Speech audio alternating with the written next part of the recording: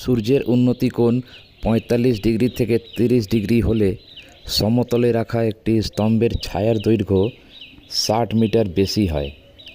অর্থাৎ ৪৫ ডিগ্রি উন্নতি কোণে যে ছায়ার দৈর্ঘ্য ছিল ৩০ ডিগ্রি উন্নতি কোণে তার চেয়ে ৬০ মিটার বেশি হয় ছায়ার দৈর্ঘ্য। তাহলে এই হচ্ছে ফিগারটা। প্রথম ক্ষেত্রে দেখো ট্যান ৪৫ ডিগ্রি আমরা লিখতে পারি লম্ব বাই ভূমি। এখানে লম্ব হচ্ছে স্তম্ভের দৈর্ঘ্য অর্থাৎ এবি, আর ছায়ের দৈর্ঘ্য ধরে নিলাম এক্স মিটার। তাহলে tan ৪৫ degree equal to AB by x. তাহলে এক্স সমান এবি বা এবি সমান এক্স। দ্বিতীয় ক্ষেত্রে দেখো ট্যান 30 ডিগ্রি সমান লম্ব বাই ভূমি অর্থাৎ এবি বাই বিসি, আর বিসি মানে হচ্ছে এক্স প্লাস 60। এখানে এবির মানটা এক্স সমান এবি বসিয়ে দিই,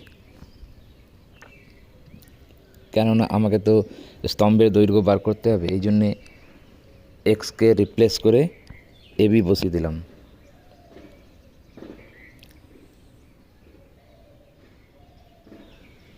ক্যালকুলেশন করার পরে এবি এক জায়গায় আনলাম,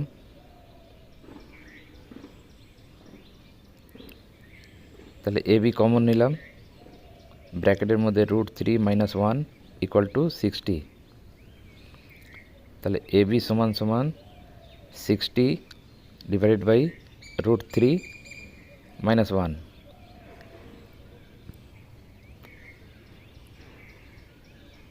এবার উপর নিচে গুণ করে দিলাম √3 + 1 দিয়ে, তাহলে নিচে কি থাকলো 3 - 1। পরের ধাপে হবে 60 ইন্টু ব্র্যাকেটের মধ্যে √3 + 1 আর নিচে 2। 60কে 2 দিয়ে কাটলাম, 30 হলো। 30 ইন্টু √3 মানে 1.732 + 1, অর্থাৎ 30 ইন্টু 2.732। এটা গুণ করলে দাঁড়াচ্ছে